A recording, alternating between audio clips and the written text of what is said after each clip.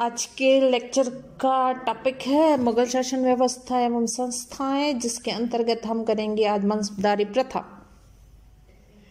अकबर के शासनकाल के आरंभिक वर्षों में शाही सेना में मंगोल, तुर्की, उज्बेक, अफगान तथा ईरानी आदि विदेशी सैनिकों की भरमार थी। सैनिक दलों के संचालक अधिकारी भी उसी जाति के हुआ करते थे जिनके की सैनिक अर्थात मंगोल सैनिक दलों के अधिकारी मंगोल तो उज्बेकों के उज्बेक। इन अधिकारियों को अपनी तथा अपने सैनिकों की सेवाओं के बदले में जागीरें दी जाती थी। हुमायूं में नेतृत्व शक्ति का अभाव, जिसके चलते शासनकाल में उपयुक्त सैन्य अधिकारी केंद्रीय सत्ता के पूर्ण नियंत्रण में न रह पाए। उन्होंने जागीरों के अनुरूप निर्धारित संख्या में सैनिक रखने भी बंद कर दिए थे। इससे मुगलों की सैनिक शक्ति कमजोर पड़ी और इसके अलावा ये सैनिक अधिकारी समय समय पर अपने स्वार्थों की पूर्ति हेतु गैर कानूनी तथा धोखेधड़ी के काम भी किया करते थे। सैन्य व्यवस्था में किसी भी प्रकार के सुधार का वे हमेशा विरोध करते। अकबर सैनिक सत्ता का केंद्रीकरण करना चाहता था ताकि अनियंत्रित सैन्य अधिकारियों पर अंकुश लगाया जा सके और सैनिक सत्ता सही अर्थों में सम्राट के हाथों में आ जाए। मनसबदारी प्रथा अकबर की इसी विचारधारा का एक परिणाम है। मनसब, अब हम देखेंगे मनसब का अर्थ क्या होता है। अकबर द्वारा शुरू की गई मनसबदारी प्रथा मुगल शासन व्यवस्था की एक चारित्रिक विशेषता। मनसब एक अरबी शब्द है जिसका अर्थ है स्थान निश्चित करना। मनसबदारी प्रथा का उद्देश्य साम्राज्य के अधिकारियों में एक क्रमानुसार पद व्यवस्था कायम करना था। साम्राज्य के समस्त अधिकारियों एवं कर्मचारियों की भर्ती सैनिक अफसरों के रूप में की जाती थी। चाहे उनका काम कुछ भी हो, उनका पद व वेतन का निश्चय और शासन तथा दरबार में उसकी श्रेणी व मर्यादा का निर्धारण उनके मनसब के आधार पर तय होता था। अबुल फजल के अनुसार सम्राट अकबर ने मनसबदारों को मनसब दहवाशी यानी 10 के नायक से 10,000 यानी 10,000 सैनिकों का अधिकारी तक निर्धारित कर दिए, परंतु 5,000 से ऊपर के मनसब अपने श्रेष्ठ पुत्रों के लिए आरक्षित कर दिए गए।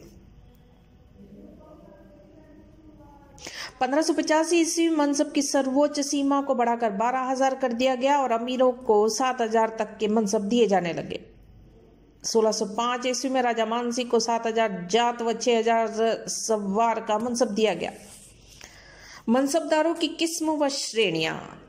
मनसबदार 2 किस्म के देखने को मिलते हैं, स्थायी और दूसरा अस्थायी। स्थायी मनसब को गैर मशरूत कहा जाता था। इस किस्म के मनसबदार जीवन पर्यंत अपने पद का उपयोग करते, परंतु सम्राट इसमें रद्दोबदल कर सकता था। अस्थायी मनसब को मशरूत कहा जाता था। किसी विशेष कार्य की पूर्ति तक के लिए यह मनसब प्रदान किए जाते थे। कार्य की समाप्ति के साथ ही मनसब भी समाप्त। कई बार स्थायी मनसबदारों को अतिरिक्त कार्य के लिए मशरूत प्रदान किया जाता था। कार्य समाप्ति के बाद यह समाप्त हो जाता था, परंतु गैर मशरूत यथावत बने रहते थे। मनसबदारों की 3 श्रेणियां हैं। प्रथम मनसबदार, द्वितीय अमीर और तृतीय उमराए आजम। एक विशेष पद अथवा कोटि से निम्न अधिकारियों को मनसबदार कहा जाता था। 200 अश्वारोहियों से ऊपर के अधिकारियों को अमीर की श्रेणी में रखा गया। पश्चात इसको बढ़ाकर 500 कर दिया गया। औरंगजेब ने इस सीमा को बढ़ाकर 1,000 कर दिया और उमराए आजम के अंतर्गत अश्वारोहियों की ठीक संख्या बताना कठिन है, क्योंकि ये सीमा लगातार घटती बढ़ती रही। एरविन तथा अब्दुल अजीज का मत है कि 3,000 अथवा उससे ऊपर के जात वाले अमीरों को उमराए आजम, अमीर आजम भी कहा जाता था। जहांगीर और शाहजहां के समय में ये सीमा बनी रही, परंतु औरंगजेब ने इसको घटाया 2,000 जात कर दिया। 1682 ईस्वी में इसी सीमा को और कम करके 1,500 कर दिया गया और मनसबदारों के लिए अपने मनसब के हिसाब से सैनिक अथवा पशु रखना आवश्यक नहीं था, परंतु उन्हें अपने अधीन अपनी मनसब की संख्या के एक निश्चित भाग तक सैनिक अवश्य रखने पड़ते थे। वस्तुतः अकबर राज्य में व्याप्त भ्रष्टाचार और घोड़ों संबंधी धोखाधड़ी को खत्म कर देना चाहता था। अब हम देखेंगे कि मनसबदारों की नियुक्तियां किस प्रकार होती थी। मनसबदारों की नियुक्ति अगर हम देखें तो सम्राट द्वारा की जाती थी और उनकी पदोन्नति अथवा पदोन्नति भी सम्राट की कृपा या अप्रसन्नता पर निर्भर करती थी। सामान्यतः सम्राट शुभ अवसरों पर या सैनिक अभियान के आरंभ में अथवा अंत में मनसबदारों के मनसब में वृद्धि करता था, परंतु ऐसा करना सम्राट के लिए अनिवार्य बिल्कुल नहीं था। 1505 ईस्वी में जब राजा टोडरमल बंगाल के सफल अभियान से वापस लौटे तो सम्राट ने उपहार आदि देकर उसका सम्मान किया, परंतु उसका मनसब नहीं बढ़ाया। अबुल फजल के अनुसार मनसबदारों की नियुक्ति सामान्यतः प्रतिदिन होती रहती थी और शायद ही कोई दिन जाता हो जब किसी को मनसब प्रदान न किया जाता हो अथवा किसी के मनसब में वृद्धि न होती हो। मनसब के उम्मीदवार बख्शी द्वारा सम्राट के सम्मुख प्रस्तुत किए जाते थे और उसकी स्वीकृति के बाद उसकी नियुक्ति का परवाना जारी किया जाता था। जात और सवार मनसब 1594 ईस्वी में अकबर ने सवार पद आरंभ किया था। इससे पूर्व मनसब में केवल जात शब्द का प्रयोग किया जाता था। प्रत्येक मनसबदार से यह आशा की जाती थी कि वह अपने मनसब के अनुरूप अश्वारोही सैनिक रखेगा और इसी हिसाब से उसकी जागीर भी दी जाती थी, परंतु व्यवहारिक रूप में मनसबदार मनसब के अनुरूप अश्वारोही सैनिकों को रखे बिना ही उतने सैनिकों का वेतन तथा जागीर का उपभोग करते रहते थे। इस भ्रष्टाचार को दूर करने के लिए सवार शब्द का प्रयोग किया गया। अब मनसबदारों के मनसब में जात और सवार पद का उल्लेख किया जाने लगा। जात और सवार शब्द दो अलग अलग अर्थों में प्रयुक्त किए जाते थे।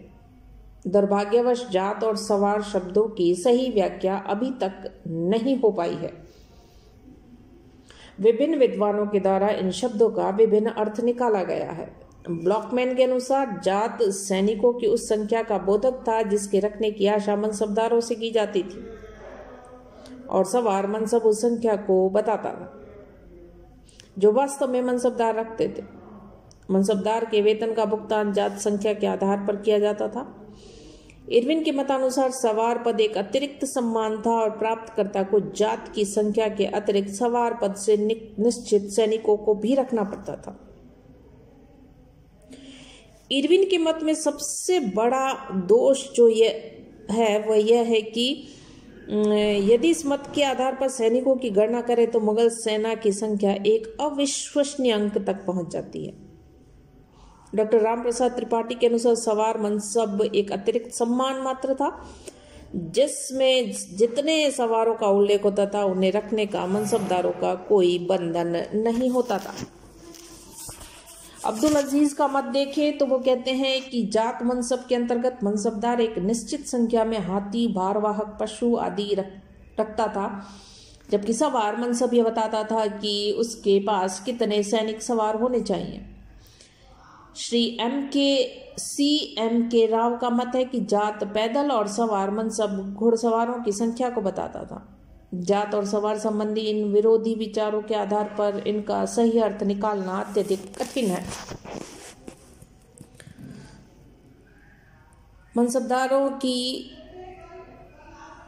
वेतन और भत्ते। मनसबदारों के वेतन का भुगतान नकदी अथवा जागीर के रूप में किया जाता था। कोई जागीर अथवा मनसब वंशानुगत नहीं होते थे। वैसे सम्राट बड़े मनसबदारों के पुत्रों को मनसब देकर उनके प्रति सहानुभूति प्रदर्शित करता था, परंतु उन्हें निम्न मनसब ही दिए जाते थे। यदि उनमें प्रतिभा होती तो वे उन्नति करते करते बड़े मनसबदार बन जाते थे। वेतन मनसबदारों को उनके मनसब के अनुसार दिया जाता था। कई बार मनसबदारों को वेतन के अलावा पुरस्कार स्वरूप धन भी दिया जाता था। मनसबदारों को अपने सभी प्रकार के सैनिकों के बदले में जो वेतन मिलता था उसे तलब कहा जाता था। जात पद के लिए जो वेतन मिलता था उसे खासा अथवा घात कहा जाता था। इस वेतन से मनसबदार अपने परिवार का पोषण करता था। सवार पद के लिए जो वेतन मिलता था उसे ताबीनाल कहा जाता था। इसका उपयोग मनसब के अनुरूप रखे जाने वाले घोड़ों, घुड़सवारों, बोझा ढोने वाले पशुओं आदि पर किया जाता था। अबुल फजल के अनुसार प्रथम श्रेणी के 5,000 के मनसबदार को 30,000 रुपये मासिक मिलते थे। इसी प्रकार प्रथम श्रेणी के 500 के मनसबदार को 2500 रुपये प्रतिमाह मिलते थे। 10 के मनसबदार को 100 रुपये प्रतिमाह मिलते थे।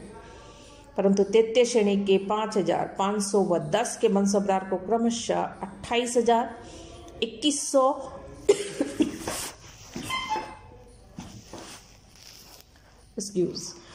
₹75 प्रति माह दिए जाते थे। शाहजहां को उनके मनसब की तुलना में कहीं अधिक वेतन दिया जाता था।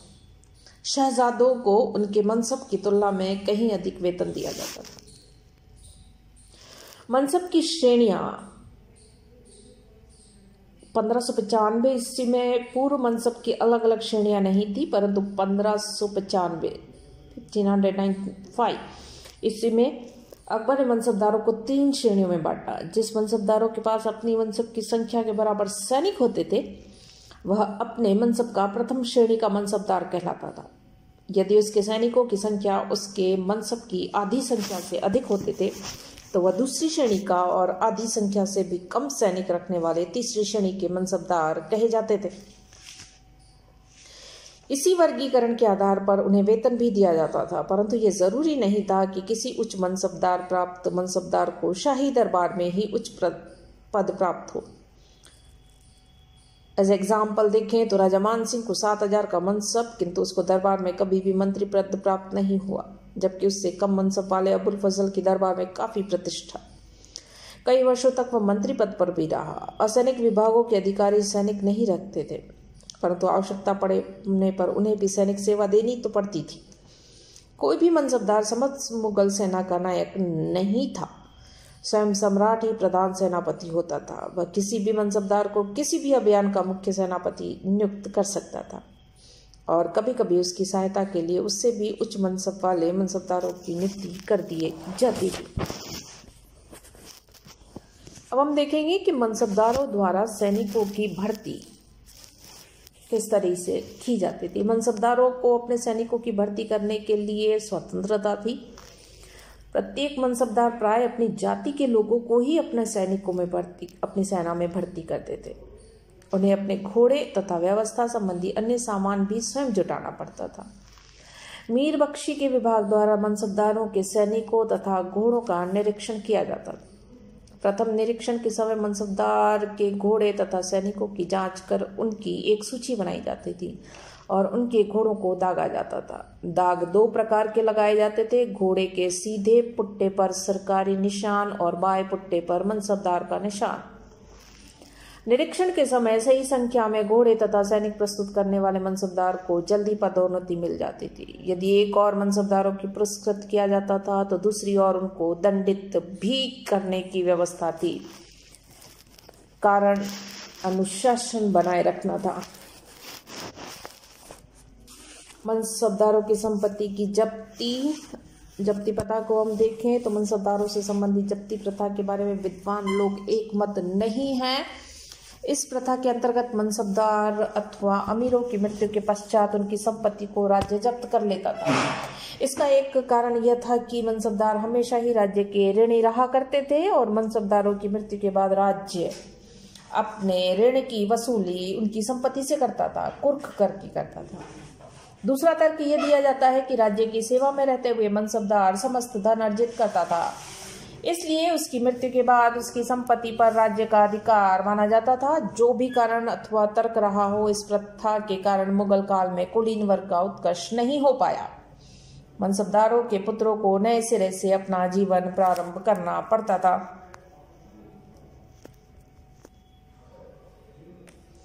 अबुल फजल ने जब्ती प्रथा के बारे में कोई जानकारी नहीं दी, परंतु विद्वानों का मानना था कि अकबर के शासनकाल में भी यह प्रथा किसी न किसी रूप में प्रचलित रही, परंतु ये प्रथा कुछ विशेष परिस्थितियों में ही लागू की जाती थी। जैसे प्रथम, यदि किसी मनसबदार का कोई उत्तराधिकारी नहीं होता था। दूसरा, यदि उस पर राज्य का बकाया निकलता था। तीसरा, जागीर का हिसाब साफ किया हुआ नहीं होता तो मनसबदार की संपत्ति जब्त कर ली जाती थी। परंतु जिन मनसबदारों के उत्तराधिकारी होते थे उन्हें मनसबदार की संपत्ति में से काफी कुछ दे दिया जाता था।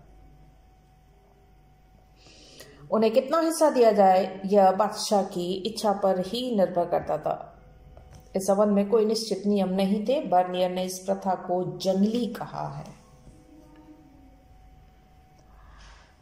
अकबर के पश्चात हम देखें मनसबदारी प्रथा को, तो अकबर के बाद मनसब की सीमा में तेजी के साथ बढ़ोतरी होती गई। जहांगीर के शासनकाल में मनसब की सीमा 40,000 तक पहुंच गई।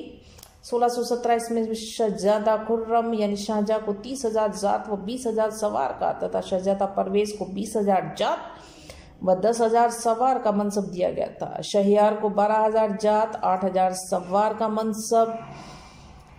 शाहजहां ने अपने पिता के विरुद्ध विद्रोह किया तब परवेज का मनसब बढ़ाकर 40,000 व 30,000 सवार कर दिया गया था। शाहजहां के शासनकाल में मनसबों की सीमा अधिक बढ़ाने का प्रयास किया गया। दारा शिकोह को 60,000 जात व 40,000 सवार का मनसब दिया गया। सूजा को 20,000 जात 15,000 सवार, औरंगजेब को 20,000 जात व 15,000 सवार और मुराद को 15,000 जात व 12,000 सवार का मनसब दिए गए। औरंगजेब ने भी अपने पुत्रों को उच्च मनसब दिए थे। शहजादा मुअज्जम को 40,000 जात 40,000 सवार, कामबख्श को 40,000 जात 40,000 सवार, मोहम्मद सुल्तान को 20,000 जात 10,000 सवार और मोहम्मद आजम को 20,000 जात और 9,000 सवार मनसब दिए गए थे। उसने अपने पौत्रों को भी उच्च मनसब प्रदान किए। इस संबंध में ध्यान देने योग्य बात यह है कि मनसब की बढ़ोतरी केवल बादशाह के पुत्र और पौत्रों के मनसब में ही की गई थी। साम्राज्य के किसी भी अमीर को इतने ऊंचे मनसब नहीं दिए गए।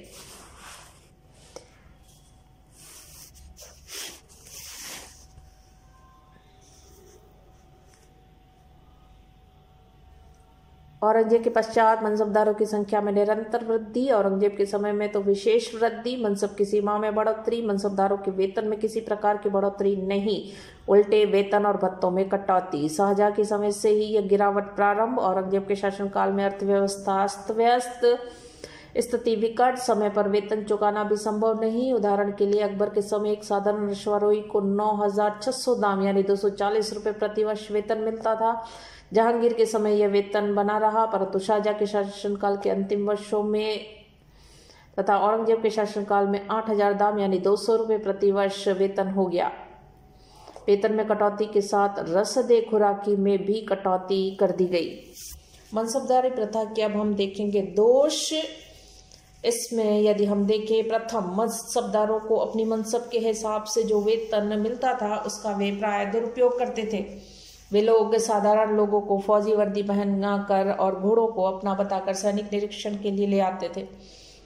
उन्हें मुक्त कर उनके वेतन स्वयं उपभोग कर लेते थे। इरविन लिखता है, झूठी सेना संग्रह एक ऐसी बुराई थी जो मुगल सेना में सबसे अधिक पाई जाती थी। इन सब के हिस्से को पूरा करने के लिए मनसबदार दूसरों को, अपने सैनिकों को उधार देते थे अथवा बाजार से लोगों को पकड़कर उन्हें किसी टट्टू पर बैठाकर दूसरों के साथ उनकी भी गिनती योग्य सैनिकों में करा देते थे। इस प्रकार राज्य जितना खर्च करता था उतनी योग्य व शिक्षित सेना उससे नहीं मिल पाती थी।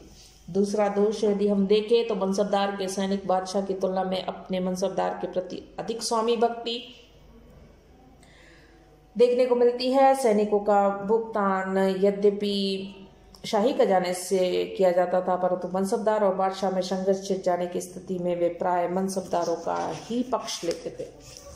तीसरी इसका दोष देखिए तो मनसबदारों को अपने सैनिक भर्ती में स्वतंत्रता थी। धीरे धीरे मनसबदारों का नैतिक पतन हुआ। सैनिक भर्ती में भ्रष्टाचार रोकना असंभव। इसके अलावा मनसबदारों को अपने सैनिक दस्ते का ही नेतृत्व करना पड़ता था, अतः वे विभिन्न प्रकार के सैनिक नेतृत्व करने के अनुभव से वंचित हुए। चौथा, मनसबदारों के लिए यद्यपि नियम बनाए गए थे, परंतु उनका लागू करना सम्राट की इच्छा पर ही निर्भर करता था। किसी भी मनसबदार को ऊंचे मनसब दे सकता था।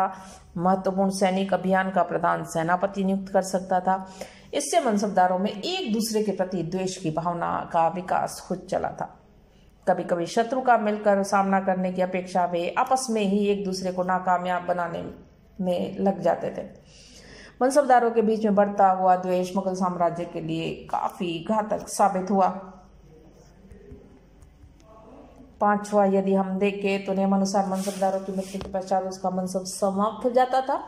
सरकार उसकी संपत्ति जब्त कर लेती थी। इसलिए प्रत्येक मनसबदार अपने जीवन काल में ही समस्त धन को खर्च करने का प्रयास करता ताकि मरने के बाद राज्य को कुछ भी न मिल पाए।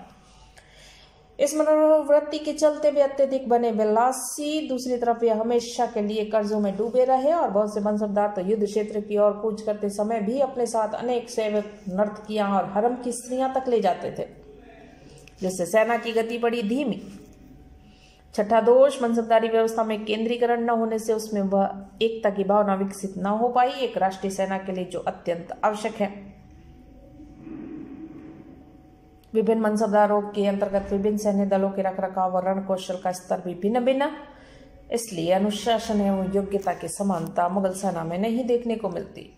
सातवां दोष, मनसबदारों के सैनिकों की पर्याप्त प्रशिक्षण व्यवस्था का न होना। मनसबदारों ने अपने सैनिकों के प्रशिक्षण देने की कभी व्यवस्था नहीं की और मुगल सम्राटों ने भी इसकी और कभी भी उन पर दबाव नहीं डाला। अन्य कुछ मुगल सेना के दोष यदि हम देखें तो मनसबदारी प्रथा के अलावा मुगलों की सैन्य व्यवस्था में कुछ अन्य दोष। मुगल शासकों ने सेना के पदाधित अंग की तरफ विशेष ध्यान नहीं दिया, पदाधित सैनिकों का स्तर दिन प्रतिदिन गिरा। इसी प्रकार मुगलों का तोपखाना भी समय की रफ्तार से काफी पीछे। बड़ी बड़ी तोपें अकबर के असीरगढ़ जैसे किले पर कोई सक्रिय प्रभाव न डाल सका।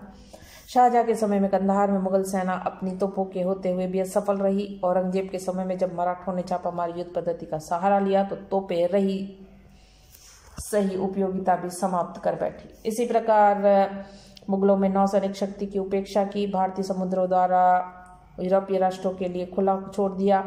भारत के समुद्र तटों पर वे ऐसे जम गए कि बाद में उन्हें हटाना असंभव हो गया। मुगल सेना की धीमी गति भी उसका एक मुख्य दोष।